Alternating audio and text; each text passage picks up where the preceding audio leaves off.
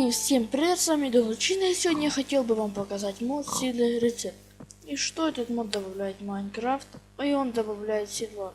В обычном Майнкрафте нельзя делать седло, теперь можно. Вам потребуется для этого верстак, 5 кожи, нитка и железо. Итак, ставим верстак, кожу, ложим, нитка посередине и железо.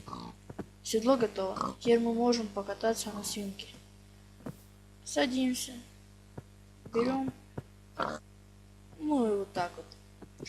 Ставьте большие пальцы вверх, подписывайтесь. С вами был Долучина. Всем пока.